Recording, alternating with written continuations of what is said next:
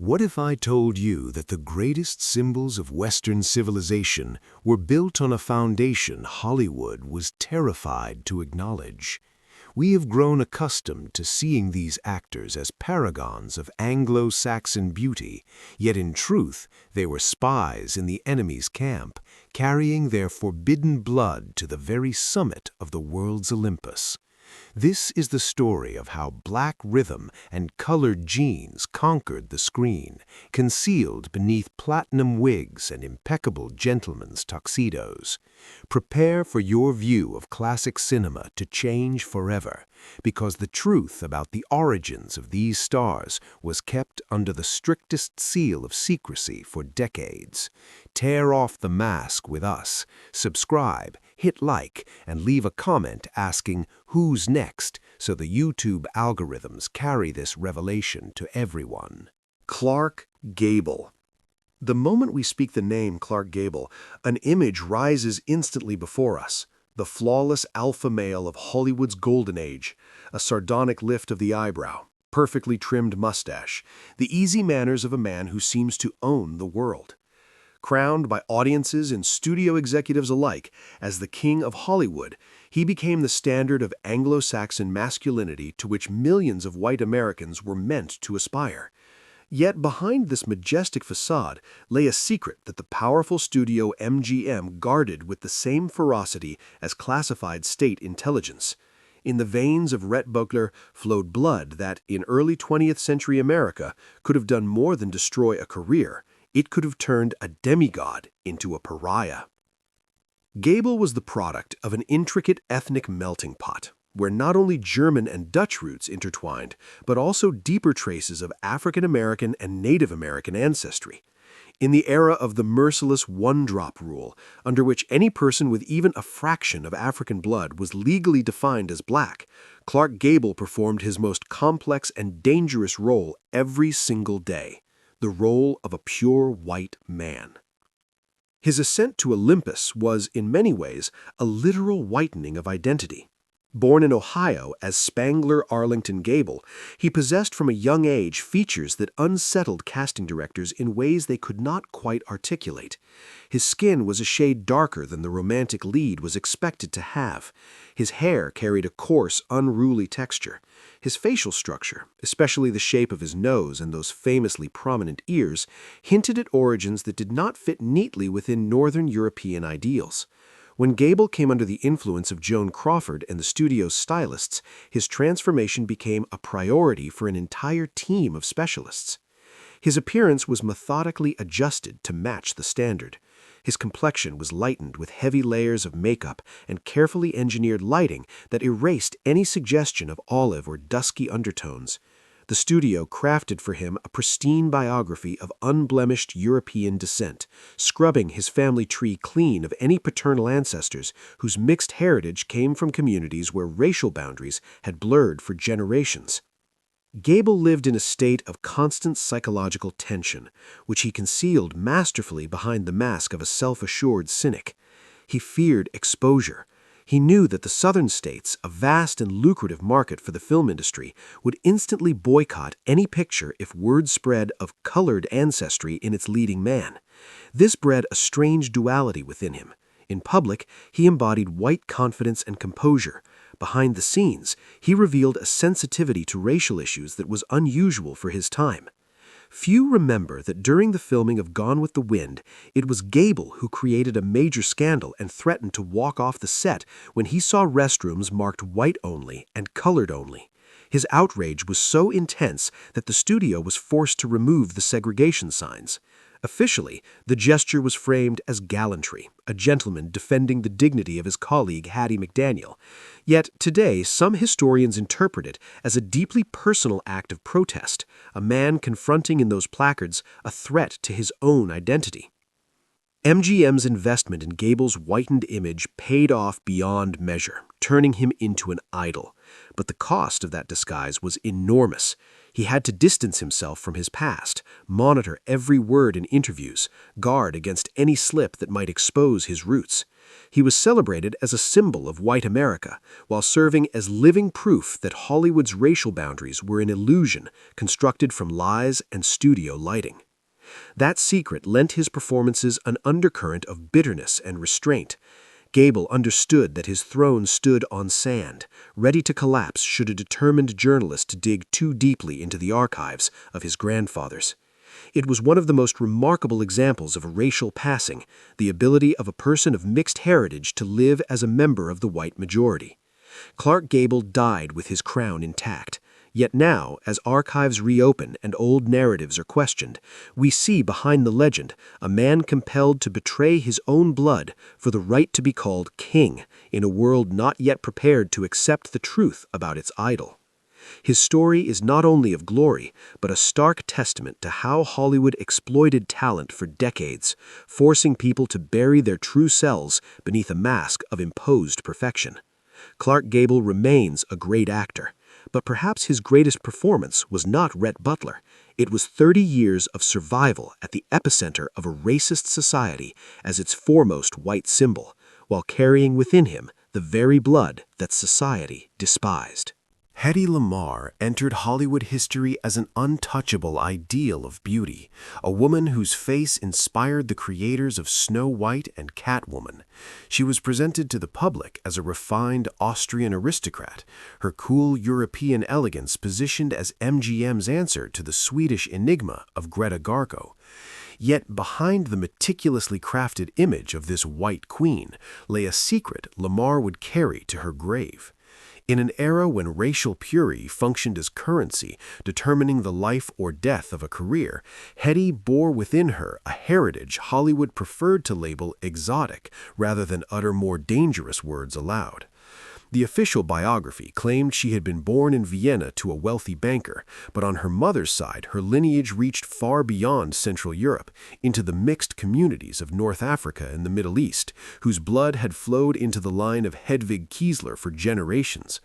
Her appearance, jet-black hair, olive-toned skin, and features contemporaries described as disturbingly beautiful, was too striking for a typical Austrian woman. In the 1930s, Hollywood recoiled at any hint of non-white ancestry in its stars, and Hedy became a master of the grandest masquerade, transforming her natural identity into a commercially profitable mystery. Her transformation began the moment she stepped aboard the ocean liner Normandie and met Louis B. Mayer. The head of MGM, gifted with a predator's instinct, instantly recognized a diamond before him, but one that required a particular cut. Mayer ordered stylists to lighten Hedy's image, applying layers of powder and employing special makeup techniques that emphasized her European refinement while concealing the deeper traces of her ethnic roots. She was introduced as a woman from another world, a phrase that allowed the studio to legitimize her unusual beauty without addressing the details of her ancestry. Hedy lived in a constant state of passing, a social maneuver by which a person of mixed heritage is accepted as white. For her, it was a matter of survival. She understood that if the truth of her African and Semitic inheritance were revealed in its raw, unpolished form, she would be demoted overnight from leading lady to character actress, destined to portray maids or tragic mulatto figures. To prevent that fate, Lamarr wrapped herself in an impenetrable cocoon of cool hauteur and intellectual detachment, a shield that became her primary defense. Her legendary intellect, which led to the invention of a secret communication system that would later form the foundation of modern Wi-Fi and Bluetooth technology, was not merely a hobby, it was an escape from Hollywood's suffocating falsehood. Hedy often confessed that her face was her curse because it compelled her to lie about who she truly was. On the set of Algiers, her ethnic allure was exploited to its fullest extent, yet presented as nothing more than decorative surface. No one wished to see in Hedy a woman whose ancestral story failed to align with the racial codes of Jim Crow America. She watched as her true self was absorbed into an image engineered by marketing departments.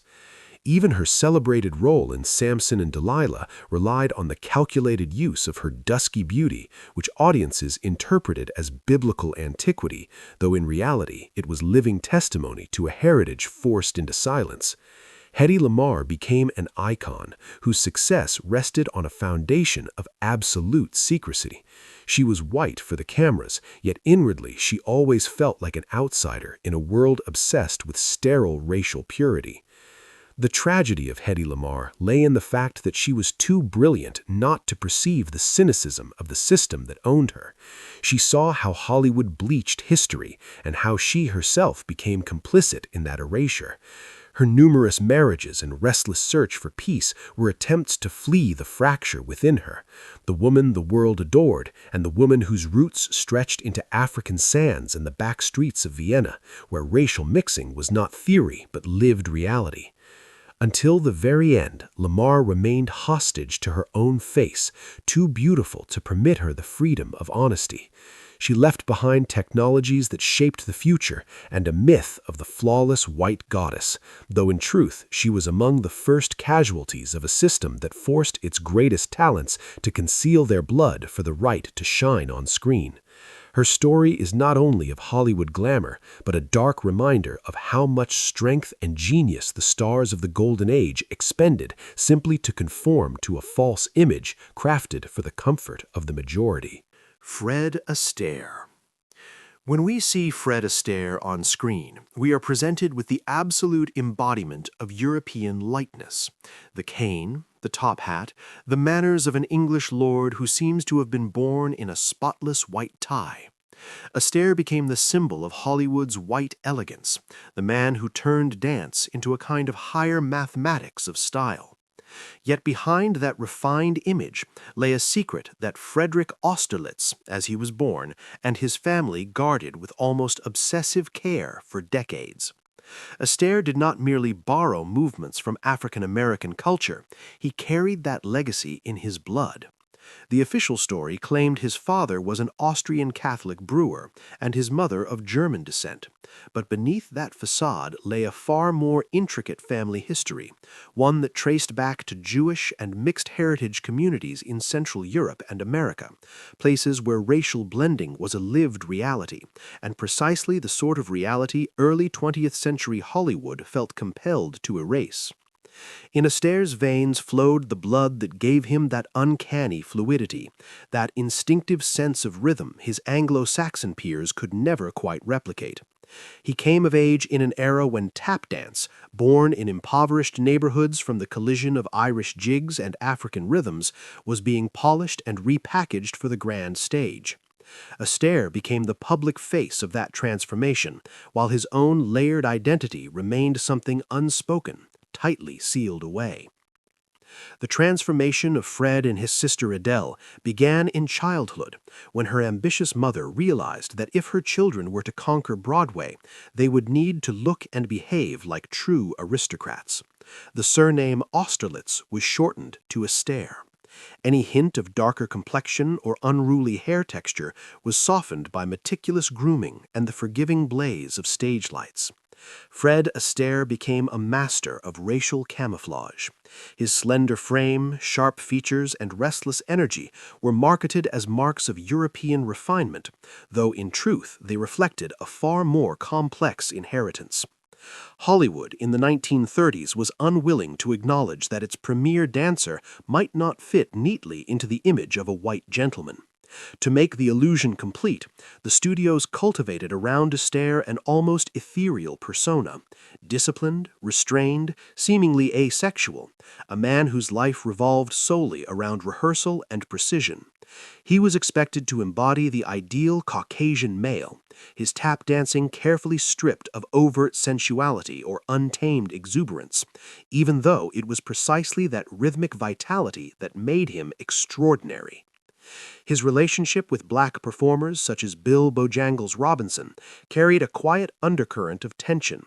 Astaire openly praised African American dancers, often calling them his teachers, yet he could never publicly acknowledge any deeper bond with that cultural lineage.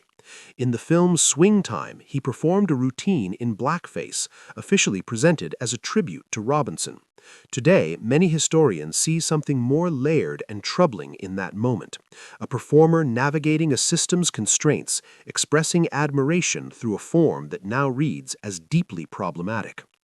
Astaire lived in a state of perpetual self-discipline, aware that a closer examination of his family history might provoke scrutiny in an industry obsessed with image. That awareness sharpened his perfectionism. He rehearsed until his feet blistered and bled, polishing each step to mechanical brilliance, determined that no one could question his refinement or discipline. The effortlessness audiences adored was built upon relentless control. What is most remarkable about Fred Astaire's story is how he reshaped the language of dance while maintaining an image the industry found acceptable.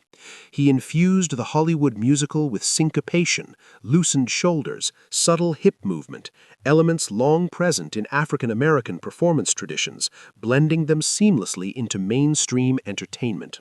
He did it so skillfully that the transformation felt invisible. Astaire left this world a legend, his public image intact. He remains one of the greatest dancers of the 20th century. Yet his genius was not born of image alone. It emerged from dedication, discipline, and a deep engagement with diverse artistic traditions that Hollywood often failed to credit properly. His story reminds us that talent transcends categories, even when the industry surrounding it insists on drawing rigid lines. He was the king of grace, a man whose brilliance illuminated the screen. And behind the immaculate top hat and tails stood an artist navigating expectation and identity in equal measure, a performer whose silence about certain truths was as carefully composed as any step he ever danced. Carole Lombard entered history as Hollywood's highest-paid blonde and the undisputed queen of screwball comedy. Her image embodied the American dream of the 1930s, daring, dazzlingly fair, with translucent eyes and skin like porcelain. She was the great love of Clark Gable and the woman whose style millions sought to imitate. Yet behind that radiant facade lay a secret that could have transformed her overnight from national idol into the subject of lawsuits and racial scandal. Officially, Jane Alice Peters, her birth name, was descended from respectable German and English settlers, but the family archives that Paramount guarded with near maniacal care told a more complicated story. Along her mother Elizabeth Knight's line ran threads that disappeared into the shadowed corners of American history, where white settlers mingled with native communities and with black populations living beyond the rigid enforcement of segregation. Lombard carried what the era called hidden blood, a legacy that under Jim Crow laws could mark a person as colored regardless of appearance. To survive and reign atop Hollywood's Olympus, Lombard turned her life into the longest and most convincing performance the industry had ever seen, wielding platinum blonde hair as her chief instrument of disguise. Her transformation was a masterpiece of industrial illusion. Nature had given her features that, under certain light, might have betrayed a more complex ancestry, a particular shape of the eyes and a texture of hair that demanded relentless chemical treatment to remain flawlessly smooth and pale. She became one of the first stars to elevate platinum blonde to a cult status, and for her it was never merely fashion, it was distance. The lighter her hair, the fewer the questions from the public and the studio heads. She relied on heavy porcelain makeup that erased the natural shadows of her face, rendering her almost unreal, stripped of any earthly ethnicity. It was passing at its most refined. Lombard played the role of the impeccable white woman so convincingly that the very notion of a colored heritage seemed absurd to her contemporaries. Yet those who worked beside her in the dressing rooms knew the labor required to sustain the illusion, from subtle shading to refine the line of her nose to the constant vigilance ensuring her skin never acquired even the faintest tan that might reveal its natural olive undertone. Inside this gilded cocoon, however, Carole Lombard remained a woman of formidable courage and razor-sharp intelligence. She knew her secret and lived in a state of perpetual risk. Her explosive temper and her fondness for swearing like a longshoreman were her pressure valve, a way to shake off the suffocating role of the perfect lady. She befriended people of every race and was known for her disdain of prejudice, a stance that often left studio executives uneasy.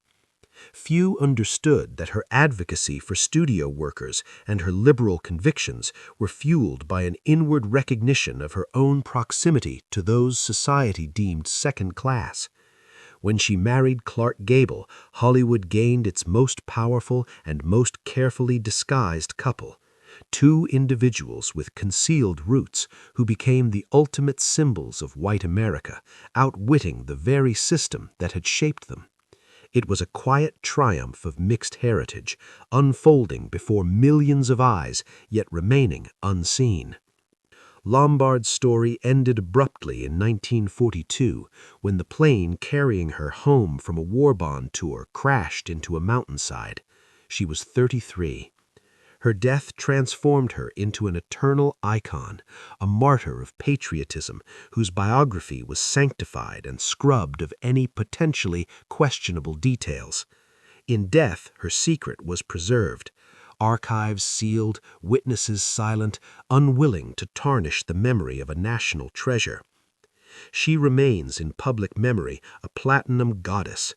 Yet when we examine her family ties and the painstaking effort she invested in constructing her otherworldly image, we glimpse beyond the comedian's mask a woman playing a perilous game with fate itself. Her story reveals how Hollywood demanded absolute racial purity from its gods, forcing them to bleach away their identities with peroxide and powder.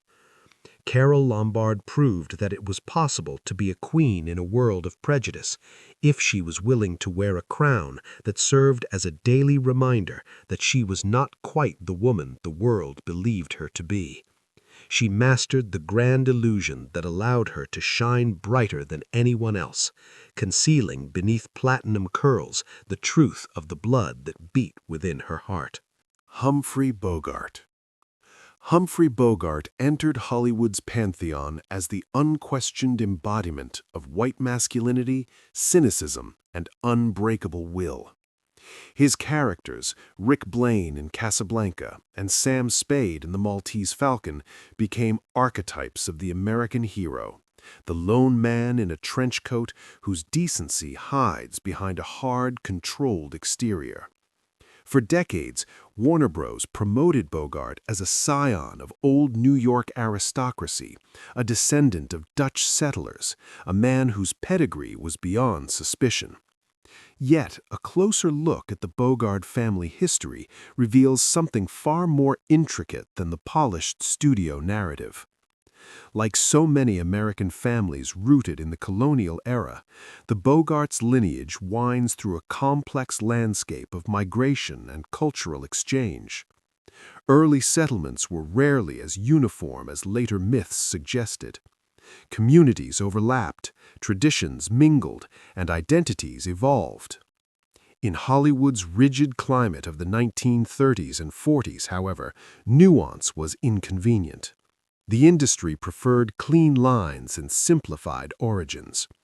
Bogart, with his reserved manner and unmistakable presence, was shaped into a symbol of Anglo-Saxon stoicism, a figure meant to reassure audiences with his apparent solidity. His transformation into a noir icon involved more than clever casting. Early in his career, producers struggled to define him.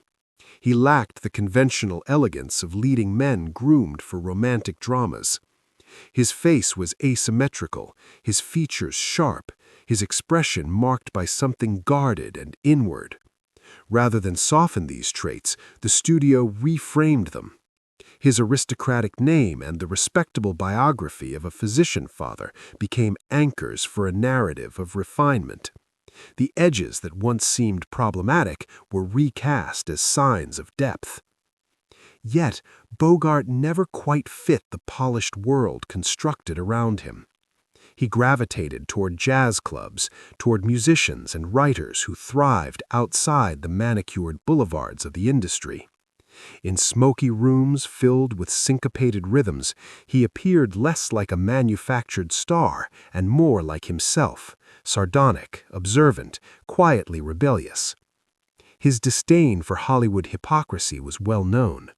What some dismissed as aloofness may just as easily have been the instinct of a man wary of labels and simplifications. There was a paradox at the heart of his appeal. Bogart became the first major star to turn otherness, that sense of not quite belonging, into his defining strength. His slight lisp and the scar on his lip became legendary details, distinguishing marks that drew attention while revealing little. He built a persona around restraint, around the idea that what mattered most remained unspoken. On the set of Casablanca, he insisted that the character of Sam, played by Dooley Wilson, be more than a background figure. In a film released in 1942, their relationship was portrayed with a warmth and equality unusual for its time. Bogart treated Wilson with open respect, and the chemistry between them lent the film an emotional authenticity that endures. It was a quiet but meaningful stance in an era when Hollywood often relegated black performers to caricature. What makes Bogart's story so compelling is how perfectly he inhabited the world of film noir. Noir is a realm of shifting shadows, concealed motives, and moral ambiguity. Nothing is ever exactly as it seems. For Bogart, this atmosphere was not merely aesthetic, it was expressive. He played men burdened by pasts they rarely discussed, men who navigated corrupt systems by adhering to private codes of honor. His masculinity was forged not from bluster, but from endurance, from the discipline of holding one's ground in a world that offered no guarantees. He proved that a hero could be dark without losing the audience's trust. His legacy lives on in immortal lines, in the silhouette of a raised collar against the fog. Yet when we look into his steel-gray gaze today, we see more than a studio-crafted legend. We see an actor who understood complexity and allowed it to flicker beneath the surface of every performance. Humphrey Bogart died crowned with legend, his image preserved as a national ideal. But the enduring power of that image lies in its layers. He became king of a cinematic world built on certainty while embodying something far more intricate, a reminder that identity, like noir itself, is rarely defined by simple light or shadow, but by the tension between them. Ava Gardner. When Ava Gardner first appeared at the gates of MGM, the Hollywood bosses were struck silent. Before them stood a young woman whose beauty defied every accepted standard of the 1940s. They would later call her the most beautiful animal in the world. But beneath that flattering nickname lurked the industry's unease with a raw, untamed allure that seemed to carry the imprint of racial blending. Ava was born in Grabtown, North Carolina, the daughter of poor tobacco farmers. Her official biography insisted on her Celtic and English roots, carefully shaping her into the image of the ideal Southern belle. Yet the Gardner family tree was steeped in the complex history of the American South, where for generations the lines between impoverished white families, native communities, and free black populations had blurred in ways no statute could fully erase. Ava carried within her what people of that era sometimes called Carolina's dark blood, a legacy of mixed communities who lived in forests and swamps beyond the rigid segregation of the cities. Her appearance, magnetic green eyes, high cheekbones, and skin that retained a deep olive undertone even beneath the heaviest makeup, stood as living proof that the myth of a purely white South was just that, a myth. To Hollywood, Ava Gardner became its most beautiful and most dangerous enigma, a force that had to be tamed, polished, and lightened into something acceptable. Her transformation into a screen goddess was both ruthless and humiliating, When she arrived in California, her southern accent was so thick and particular that Louis B. Mayer reportedly exploded in frustration. "She can't speak, she can't act, but she's damn beautiful. Fix it." Fixing her meant far more than diction lessons. It meant reconstructing her entirely. MGM stylists handled her like sculptors shaping clay. Her naturally coarse hair, with a texture that hinted at mixed ancestry, was relentlessly straightened and dyed into deep chestnut tones to mask anything that might read as ethnic. On set, her skin was layered with pale foundation, an effort to wash out the dusky undertone the camera seemed eager to detect. Lighting technicians bathed her in carefully calculated illumination designed to flatten her features, to render her face more conventionally European. But nature refused to be subdued. In every movement, in her feline grace, in the way she held a gaze, there flickered the very wildness the studio both feared and desired. She embodied a kind of forbidden exoticism, packaged and sold as Southern aristocracy so as not to alarm a puritanical public with uncomfortable truths. What made Ava's story remarkable was her open disdain for racial barriers, a stance she carried throughout her life. Unlike many of her peers who frantically concealed their origins, Gardner openly befriended African-American jazz musicians, frequented segregated clubs, and expressed admiration for a culture Hollywood routinely dismissed as second-rate.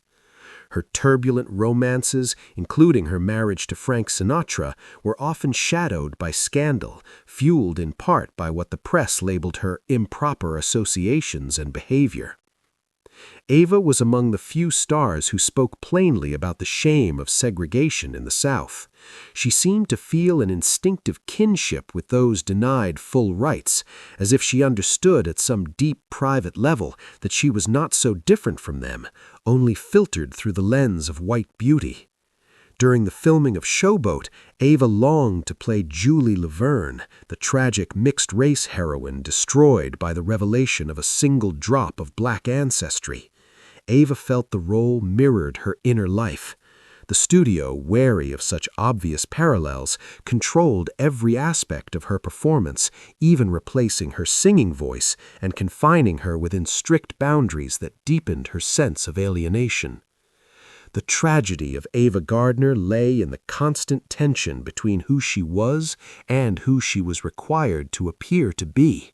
She despised Hollywood's artificiality and eventually fled to Spain, then to England, seeking a life freer from America's racial and social constraints.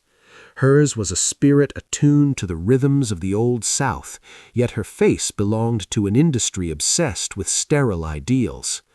Gardner died as one of the most debated legends of her era, but only now can we begin to grasp the deeper contours of her struggle. She was never merely a beautiful animal. She was a symbol of resistance against an imposed identity. Her beauty became her shield, the weapon with which she defended her right to be different. Ava Gardner proved that a person's true nature will always break through layers of makeup and myth, transforming an image from decoration into something vividly, defiantly alive. Burt Lancaster. If Hollywood had set out to carve a monument to the ideal white man of the 20th century, that monument would have looked like Burt Lancaster. With his dazzling, almost confrontational smile, thick mane of hair, and the body of an acrobat, he seemed to embody the very essence of American triumph. Lancaster was the symbol of physical perfection, a blue-eyed titan equally convincing as a noble pirate or a decorated general. Warner Bros., and later his own production company, promoted the image of a 100% Protestant, a descendant of Irish and English settlers whose journey from street performer to screen legend was the American dream made flesh. Yet behind that poster-ready perfection stood a far more intricate human story. Burt Lancaster was born in 1913 in East Harlem, a neighborhood that at the time was not merely poor, but alive with overlapping communities. Immigrants from across Europe, black families who had come north during the Great Migration, and countless others seeking work and dignity. It was a place where cultures met in crowded streets and shared tenements, where identities were shaped by proximity rather than purity. Lancaster grew up in the midst of that vitality, absorbing its rhythms, its tensions, its relentless drive to survive. His transformation from a Harlem tough to a god of the screen was an act of sheer will. His physical presence was so commanding that it discouraged questions. Audiences saw a figure carved from marble and rarely wondered about the unusually high cheekbones or the watchful, narrowed gaze he often used to mask his thoughts. But Lancaster never forgot where he came from. Unlike many of his peers, he did not aspire to dissolve into high society. He carried with him a streetwise intensity, an understanding of life lived close to the edge. If there was any whitening in his ascent, it lay less in makeup than in myth-making. He played heightened masculinity with such force that no one dared challenge his place at the summit. Yet beneath the polished exterior, critics sensed something raw, what they called a wild athleticism. It was the energy of someone who knew what it meant to fight for space in a world that did not hand it over easily. Lancaster became a master of inhabiting roles so completely, aristocrat, outlaw, war hero, that the audience accepted the performance as truth. The real intrigue of his life lies in his convictions. Lancaster emerged as one of the most outspokenly progressive figures in the industry. At a time when many stars kept their distance from controversy, he supported the civil rights movement and stood alongside activists during the 1963 March on Washington. His commitment to justice was not a publicity gesture, but a moral stance rooted in empathy. He understood struggle not as abstraction, but as lived experience. When he portrayed a Native American in Apache, he approached the role with seriousness and dignity unusual for its era. Rather than reducing the character to a stereotype, he sought to convey humanity and grief. Lancaster used his status as an untouchable box office idol to push for stories Hollywood often preferred to sidestep. In that sense, he functioned as a kind of Trojan horse within the system, leveraging his power to broaden the conversation. There was a quiet paradox in his position. He became a symbol of a race and a nation while simultaneously challenging the narrow definitions attached to both. His body was held up as an emblem of idealized American strength, yet he refused to let that image confine his conscience. He died a titan of the screen, remembered as a steel-spined Atlas. But when we look past the blinding smile, we see a man who navigated expectation and identity with careful resolve. Burt Lancaster proved that one could become the face of a nation while resisting the limits that nation sometimes imposed. His story is not about hidden bloodlines or forbidden ancestry, but about the courage to transcend labels. He was a cinematic king with the heart of a rebel, a man whose legacy reminds us that greatness is richer and more complex than any single banner it is asked to represent. Dorothy Dandridge. The story of Dorothy Dandridge is more than the biography of an actress. It is the chronicle of a luminous talent colliding with the merciless machinery of racial segregation, a system determined to reduce a living genius to an exotic display.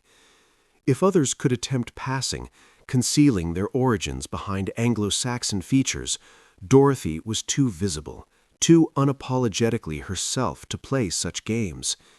She became the first African-American woman nominated for the Academy Award for Best Actress, yet that triumph proved less a beginning than a gilded cage. Hollywood in the 1950s did not know what to do with her. Faced with a woman of such breathtaking beauty and regal poise, the system faltered.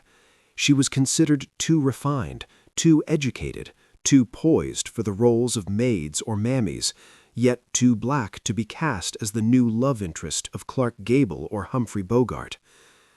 The studios responded with a calculated campaign of aesthetic lightening. Dorothy Dandridge was marketed as an exotic siren, her face layered with pale makeup and bathed in strategic lighting meant to draw her closer to a European ideal while preserving just enough otherness to tantalize white audiences. On screen, she was crowned a queen. Off-screen, she was barred from swimming pools in the very Las Vegas hotels where she performed to sold-out crowds. Her transformation into Carmen Jones, the role that made her a legend, was an act of profound manipulation. Director Otto Preminger, with whom she shared a turbulent and ultimately destructive romance, demanded the impossible. She had to embody the fiery sensuality Hollywood habitually projected onto women of color, while maintaining the polished glamour of a studio diva. Dorothy existed in a kind of limbo. Her heritage, an intricate blend of African, European, and Native American roots, gave her the luminous olive complexion cinematographers continually tried to lighten to justify her presence opposite white co-stars. She was forced to inhabit the archetype of the tragic mulatta, not only on screen but in life. Her hair was straightened, her wardrobe curated to suggest she was a rarefied trophy, desirable but only for the elite. In her own country, however, she remained without full rights. The industry attempted to hollow out her identity, reshaping her into a safe version of black womanhood, one that did not evoke slavery, yet dared not demand equality. The strain of that division eroded her from within. She found herself estranged from the black community because of her polished image and stardom, and never fully accepted by white society, which saw in her a costly ornament rather than a peer. What is most harrowing about Dandridge's story is the way Hollywood used her success as proof of its supposed progressiveness, even as it quietly dismantled her spirit. After her Oscar nomination, the roles offered to her diminished in dignity. Concubines, enslaved women, jungle dancers. She refused them, believing her talent would eventually compel the studios to see her as an actress first, not a racial category. But the system was immovable. She was permitted to shine, but not to speak. Politics, civil rights, her own pain, these were subjects she was expected to avoid. In hotels, she was denied entry to restaurants and forced to dine alone in her room. She was white for the box office, but black under the law. Maintaining her image required the steady erasure of herself. Even her private life was policed. Relationships with white men were concealed or sensationalized, denying her the simple right to love openly. She became the embodiment of an impossible compromise, a woman who shattered the glass ceiling, only to be cut so deeply by its shards that she never truly healed. Dorothy Dandridge's end was tragically predictable for someone suspended between worlds. Bankrupt and abandoned by the industry that had once elevated her, discarded when the appetite for exoticism waned, she died alone at 42 from an overdose of antidepressants. Her death was the bitter culmination of decades spent wearing a mask she had never chosen. She had been lightened, polished, refined to the point of near transparency until she seemed to vanish. Dorothy Dandridge proved that beauty and talent have no color, yet she also became the casualty of a world too fearful to accept that truth. Today, we see in her not merely the first black actress to achieve a certain milestone, but a formidable woman whose blood and spirit were sacrificed to Hollywood's myth of purity. Her story endures as a warning. It is perilous to let others paint your portrait, especially when the only color they are willing to use is white, and when their ambition is to turn your life into an ornament for their own grandeur. Anthony Quinn. Anthony Quinn was a singular presence in the history of classic Hollywood, a man the system allowed to be everyone so long as he was never fully himself. He was hailed as the ultimate ethnic chameleon. With astonishing conviction, he played Zorba the Greek, the Bedouin leader Auda Abutai, Mexican revolutionaries, Italian peasants, native chiefs. He could inhabit any nation, any culture, any myth. Yet behind this gift for transformation lay a quieter reality. the necessity of compressing a complex identity into something the industry could market. Officially, Quinn was the son of an Irish father and a Mexican mother. That description, neat and convenient, flattened a family history shaped by the layered story of Mexico itself, a country formed from indigenous civilizations, European colonization, and African influence woven into its cultural fabric. Quinn's appearance, broad-shouldered, deeply lined with coarse dark hair and skin that bronzed instantly in the sun, placed him outside the narrow mold of the all-American leading man. He was too visibly marked by history to be cast as an unremarkable suburban hero, yet too magnetic to ignore. To survive in Hollywood's upper ranks, Quinn entered into an unspoken bargain. He became the professional outsider. His identity was rendered fluid, adaptable, almost ornamental.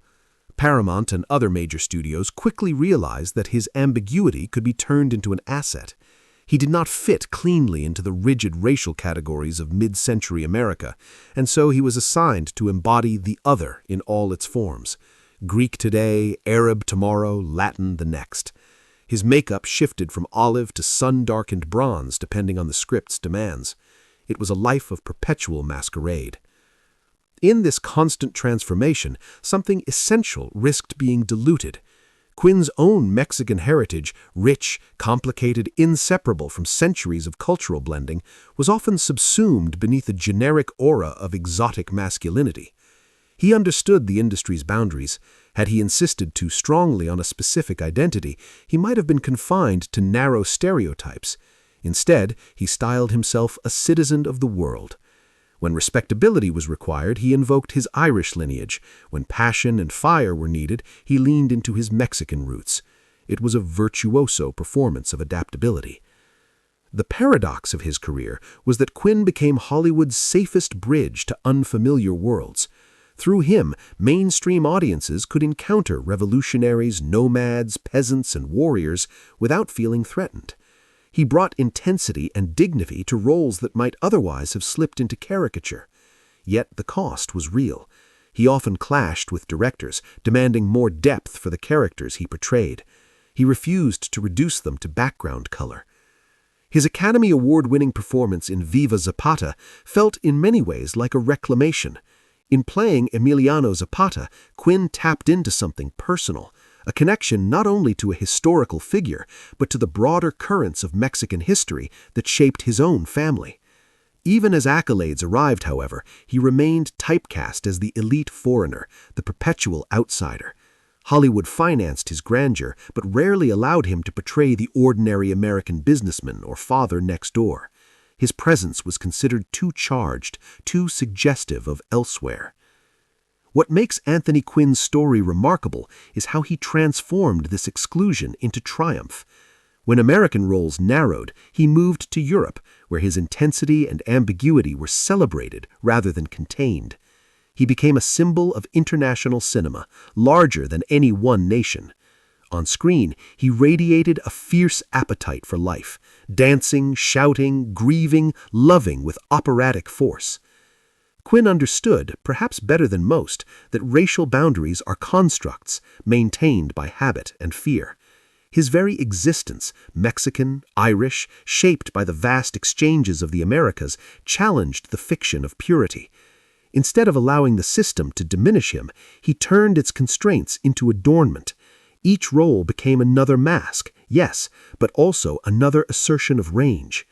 He died a legend, remembered as the man of 1,000 faces. Yet behind those faces was not a void, but a fullness, an identity too expansive for the narrow categories of Hollywood's golden age. Anthony Quinn proved that Mexican, European, and countless other labels could coexist within one human being, not as contradictions, but as strength. He remains one of Hollywood's great shapeshifters, a master of transformation who guarded his private self while giving the world an unforgettable spectrum of lives. Edith Piaf. As we conclude our list, we step beyond the California studios to consider a woman who conquered both Hollywood and Broadway, becoming a living embodiment of the French soul. Edith Piaf, fragile in her simple black dress, her voice steeped in passion, pain, and almost inhuman force. The world knew her as the symbol of Paris, the distilled essence of European tragedy and triumph. Yet behind the legend of the destitute orphan from the streets of Belleville lay a racial history her managers and American promoters preferred to sidestep, crafting instead the image of a pure Frenchwoman. In truth, Piaf emerged from a complex crossroads of identities, where European poverty met the heat of North Africa. Her maternal grandmother, Emma Said Ben Mohammed, was a circus performer from Morocco, a woman of Berber descent whose features and skin carried unmistakable African heritage. In Edith's veins flowed the blood of Moroccan nomads, and it was this unspoken inheritance that lent her voice its raw, throaty timbre and its primal intensity, qualities no conventional French conservatory could have produced. For Hollywood and conservative America in the 1940s, Piaf was a safe white star, yet beneath the myth of the little Parisian sparrow beat the pulse of the Maghreb, a truth politely ignored in New York and Los Angeles so as not to disturb the romance. Her ascent to global icon required a deliberate simplification of her identity. When she first arrived in the United States in 1947, American audiences were startled. She did not resemble a polished Hollywood diva. Her low brow, deep-set eyes, and distinctive hair texture reflected her North African roots as plainly as any document could. Promoters understood that to present her as a woman of mixed heritage risked rendering her alien to a segregated society. So her Frenchness was elevated and amplified, framed as the highest refinement of European culture. Piaf lived in a state of cultural passing, her African blood wrapped in the velvet cloak of Parisian existentialism. It was an aesthetic camouflage. Her anguish and ardor were attributed to a harsh European childhood, while the deeper currents of her artistry, shaped by ancestral traditions carried quietly through her family, remained unspoken. She was exhibited as an exquisite European relic, a chansonnière distilled to a single marketable essence. The paradox of her American success lay in the fact that, perhaps without fully realizing it, Piaf became a bridge between worlds. Her voice possessed the same dark, soulful energy that animated the great jazz singers of the era, Billie Holiday and Ella Fitzgerald among them. Black musicians in the United States recognized something familiar in her phrasing and intensity. Piaf gravitated toward jazz and its performers, instinctively sensing echoes of her own concealed inheritance within that music.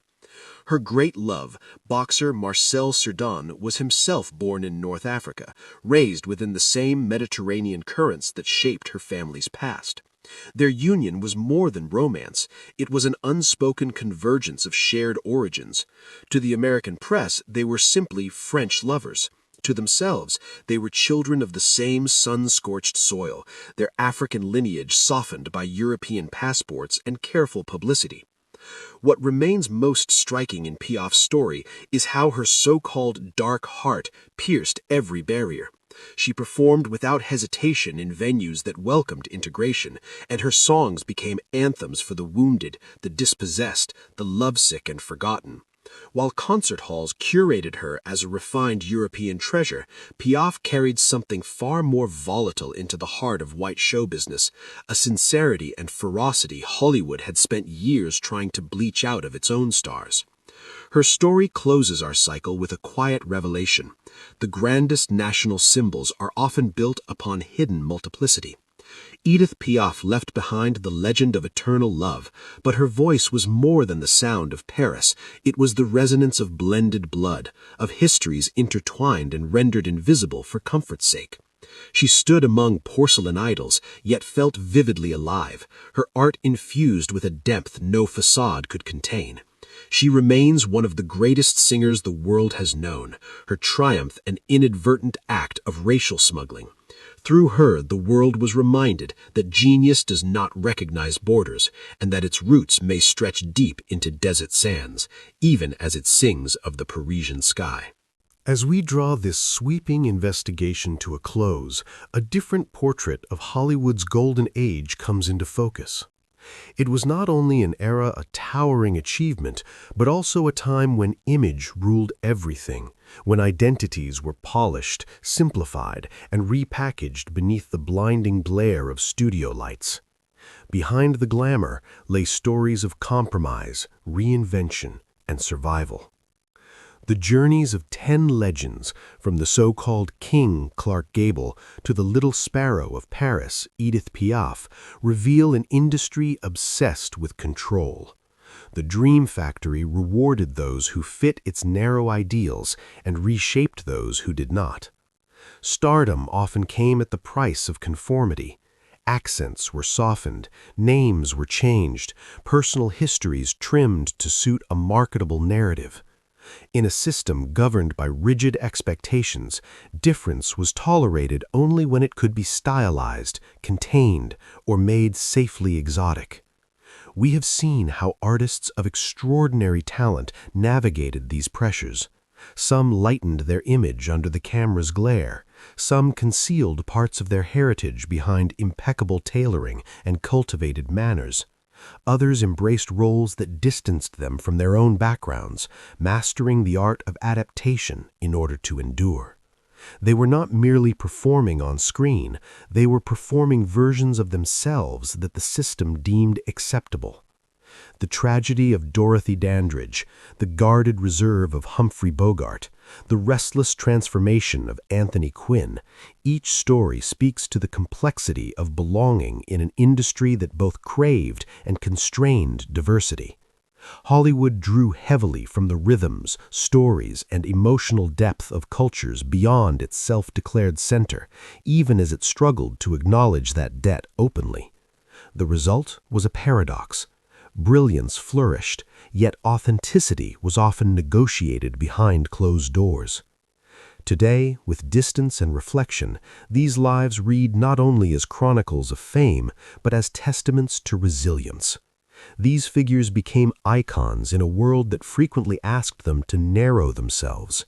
Their legacy no longer belongs solely to the studios that shaped their images, but to a broader history, one that recognizes the courage required to endure, adapt, and quietly resist. When we look at their faces flickering across old reels of film, we see more than flawless compositions. We see determination, ambition, and sometimes the cost of silence. Acknowledging that complexity does not diminish their greatness, it deepens it. It reminds us that true beauty and genius have never fit neatly within artificial boundaries. If it has taken nearly a century to say so plainly, that only underscores the power of truth and the endurance of those who carried it, even when they could not speak it aloud.